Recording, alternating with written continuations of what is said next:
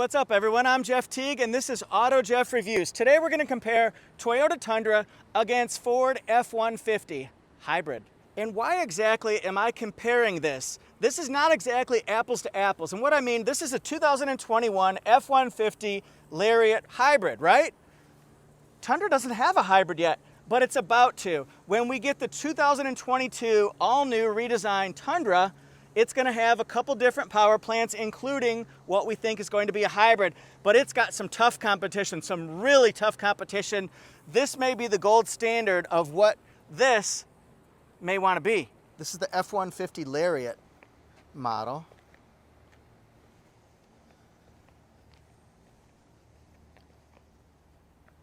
It's a beautiful looking truck, that's for sure. F-150 stamped into the bed.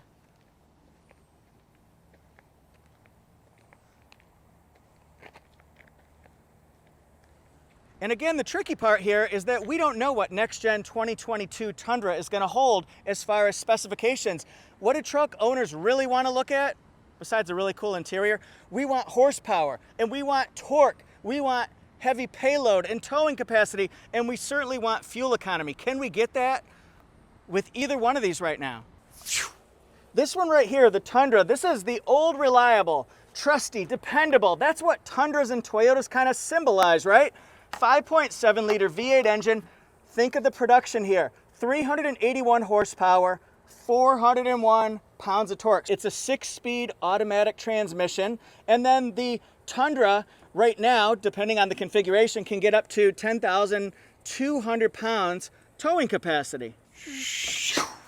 All right, so whenever you see orange cables here, that means high voltage. It's a hybrid, so don't touch. No touch. This is a power boost engine. That's different from the Ford EcoBoost because we're combining gasoline with electric power. This is a 3.5 liter V6 engine, full hybrid. And let's say we do combine gasoline with electric. How does that improve our numbers? Well, get this, 430 horsepower, an incredible 570 foot-pounds of torque.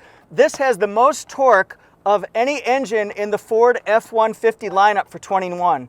So now does a hybrid have enough power? Towing capacity, at its very worst, an F-150 hybrid configuration is 11,000 pounds. At its very highest, it can get up to 12,700 pound tow capacity. With a hybrid, guys, with a hybrid. And then the maximum payload is 2,120 pounds. I'm just a fool on the hill. Let's look at fuel economy, MPG, right? In a full-size truck, you're just hoping to get as much as possible. Enter hybrid. All right, this one right here, the Tundra, depending on two-wheel or four-wheel, it's gonna average either 14 miles a gallon or it's gonna average 15. 13 in the city, 17 on the highway. That's what the Tundra is, right? Let's walk out of the picture and talk about this one here, because depending on whether it's a two-wheel drive or a four-wheel drive, with this hybrid, you're gonna be averaging either 24 MPG or 25 MPG. You're down with MPG, yeah, you know me. You're down with MPG, yeah, you know me. Again, we gotta put in that little asterisk here. This is not apples to apples. These are different trim levels. The Lariat is sort of the mid-level one. And this one right here, the SR5, is sort of the closer to the bottom level one. We've got higher trim levels that have more features, but just look closer at the philosophies of these vehicles. They both have great safety features, lane departure alert, radar cruise control, that kind of stuff, pre-collision. They've got automatic high beams. This particular one has parking sensors. This one here outlined in chrome. So you get kind of a general idea, a synopsis, a philosophy. Are you feeling the vibe, and which one are you feeling right now? We've seen some of the shots of what the Tundra is going to be looking like. It's definitely going to be bolder, more in your face, more aggressive. It screams toughness. There'll be more configurations. Right now, the only option you can have on a Crew Max with the large back seat, very large back seat, is going to be a 5.5 foot bed. There are plans to make that bigger, and I think we'll be seeing that in the coming month to 2 months to 3 months as we learn more about the next gen Tundra. Boom, drop the mic. Now Ford says pick up that mic because I want you to hold my beer, right? This one here, to me, maybe it's the Velocity Blue, but to me, it screams more luxury, but function. So can it be both? We're getting several different crossed vibes on this one here. The function of this one, the versatility, the applications that you can do in this particular truck, it's pretty remarkable. Again, with these vehicles, we've got two different philosophies, different styling, different looks, different purposes, and different functions. Have a nice, slow lowering tailgate, which is nice. A nice, slow lowering tailgate, which is nice.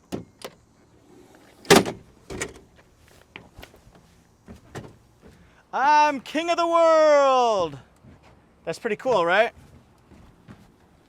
Oh, legroom for backseat passengers.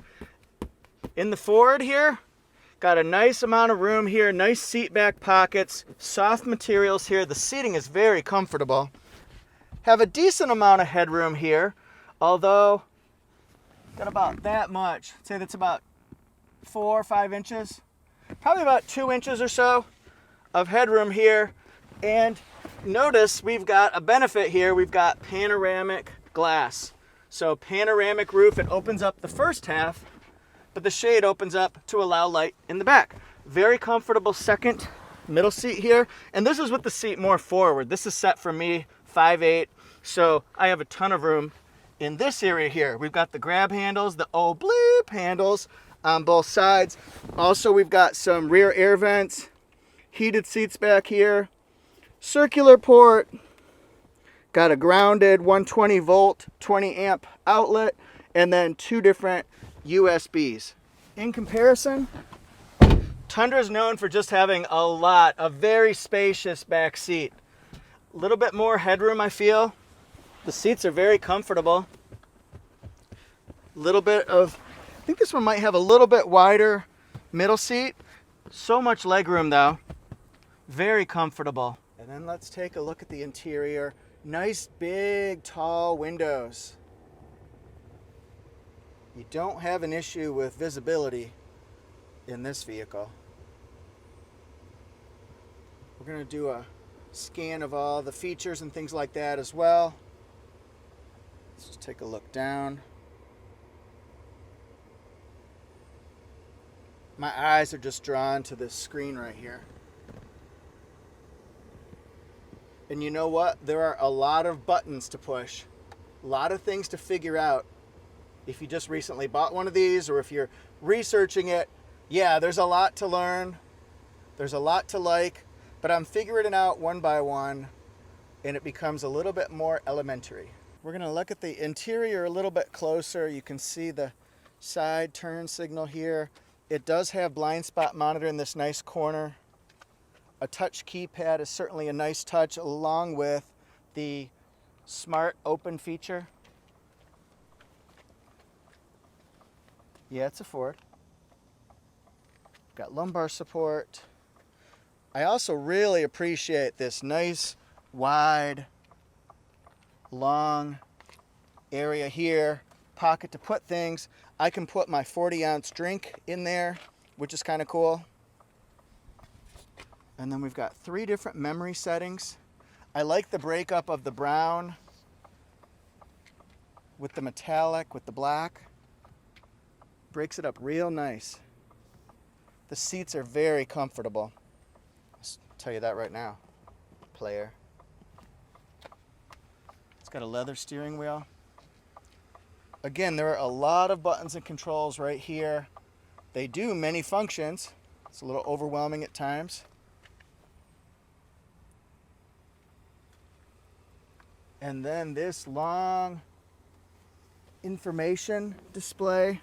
It shows so much information, I'm telling you. Matter of fact, let's just look a little bit closer at what we can do.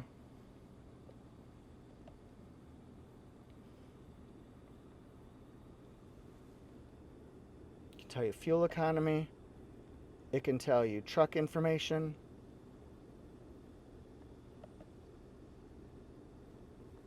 We can look at towing.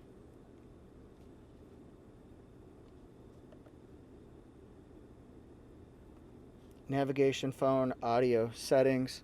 So there's a lot to look at here and a lot to love. And of course we have a monstrous screen right here, which gives us so much information. And look how crystal clear the backup camera and the surround camera is. Isn't that cool?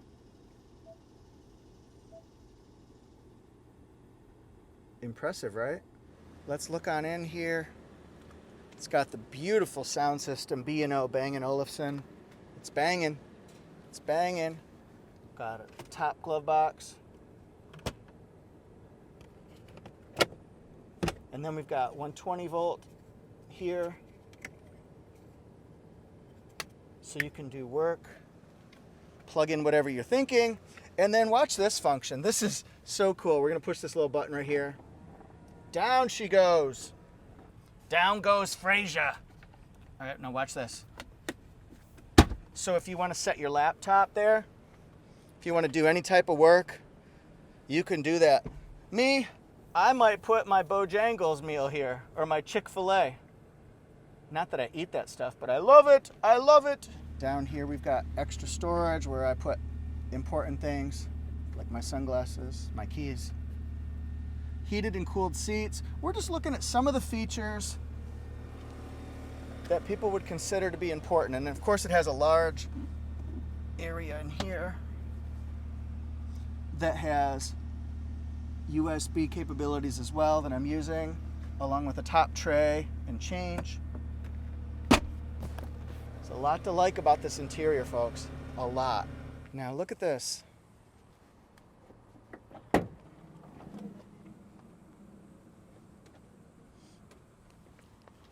It's got the clamp holder,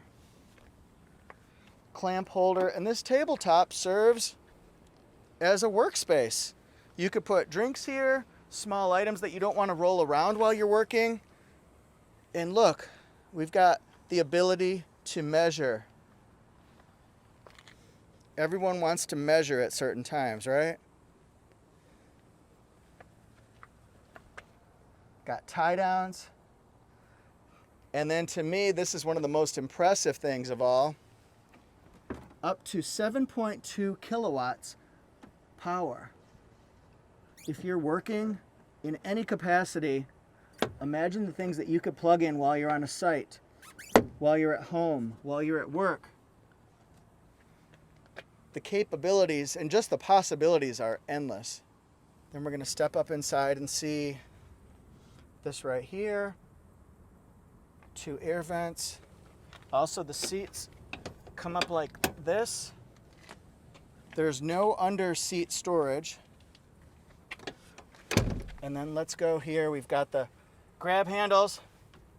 Grab it, grab it, grab it, grab it. Hit it, hit it, hit it, hit it. All right, look here. In comparison. See, this one has a smaller screen. We're going to be getting a larger screen for the next gen Tundra. And of course, we're going to be getting more features and options and things like that. So this isn't a fair fight, but it's just good for information because Ford and Tundra want to know about the competition. Why would they not? It's their job to know the competition. So we also need to know that too. Since Tundra is not the highest level, the features that you're going to see or not see can match up or get closer to what Ford has in store based on the trim level. But I'll tell you, that Ford is loaded. Absolutely loaded up. Does not have a moonroof. I'm told that panoramic roof is coming to 22 Tundra. Can it do what Ford can do? This one has an upgraded wireless charger. It's got a big storage thing. Ford definitely has the advantage in this particular one with USB connectivity. And then this looks a little bit more basic. But again, this isn't next gen, so I'm not being fair here, everyone. I like the large knobs there. If you notice, it has plenty less buttons and controls and dials. This is a 8-inch screen here. And then this is what this looks like, the information display. Controls a little bit more basic on this one than the F-150 hybrid. All right, it's time for the questions to start flowing. Who is the leader here? Who is superior? This one here, I'm extremely impressed with the F-150 hybrid. It's loaded up with features. I love the technology, the gadgets, the capabilities of what it can do, and boy, is it fast. You just floor it, you'll be amazed with the pickup. It's incredible, that low-end torque.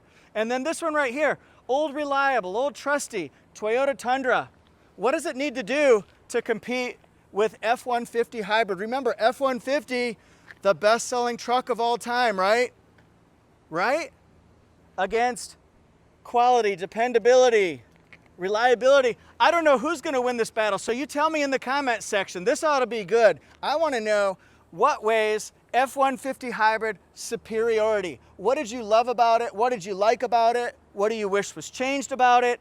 Let's hear your comments. And then this one right here, what does Tundra need to do to compete with the big boys? To compete with horsepower towing, torque, features. Tell me what you want to see on this one. Man, I'm impressed. Been driving it for a few days. Very, very impressed. Thanks guys so much. Please hit subscribe if you want to see more battles, put competitor against competitor. We're in the ring. We're like Ivan Drago against Rocky. We're like Clubber Lang. I'm gonna bust you up. Go for it. Worst impression ever. I'm gonna bust you up. Go for it. Not any better. Anyway, hit subscribe and like. Thanks everybody so much. I really appreciate it. Woo! I'm on Instagram at AutoJeff Reviews. My website is autojeff.com. Let me know what competitors you want to see against each other next. We'll go toe to toe. We'll go HP against HP. Did I say that right? HP against HP, right? Thanks everybody. AutoJeff.com. See you guys next time.